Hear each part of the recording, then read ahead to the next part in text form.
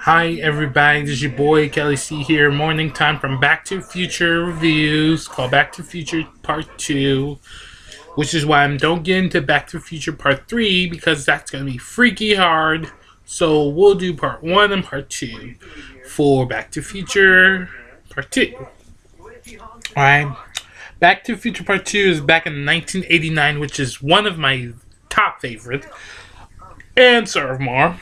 And it's with Michael J. Fox, who plays as Marty McFly, and the one who plays by Christopher Lauren, and he plays the where Marty's friend, Marty's friend who's trying to go back to future again.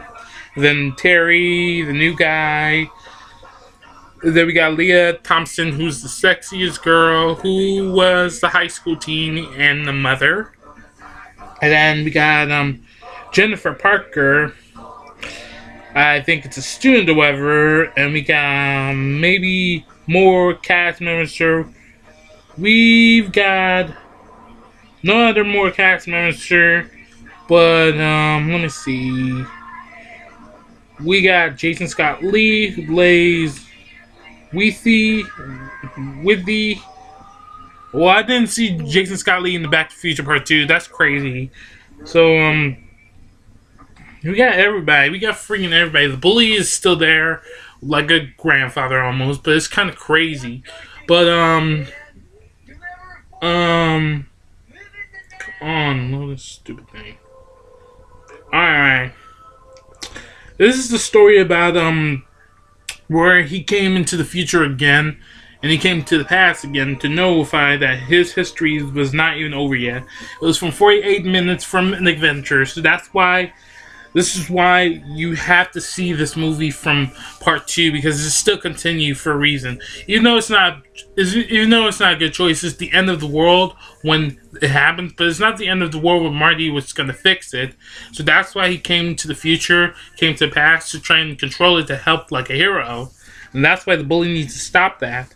And then picking up present where they left off, Marty and Doc launch themselves to the year 2015. Ooh, 2015. That was like a little bit like 3 years ago. No, sorry about that. 2 years ago for me, from 2015. I was about 19 stuff. So that was crazy. I never even know that they made it in 2015 because it's like a long feature in time. When I get to the future, I'm gonna see this one, Part 2 for this one, and then it's from they go to the space future where they go to a place on Earth where it's kind of like the planet and stuff. It's a universe of everywhere. It's kind of like they do a special universe of the Universal Studios, if you can tell. They do it at Six Flags and stuff, or you can call it King's Dominion. But this movie is kind of based on what you would call it as Harry Potter. Well, you know that this movie, Back to the Future Part 2, it's kind of like it's sexy, it's kind of like it's action, it's kind of like it's an adventure, it's kind of like it's fantasy.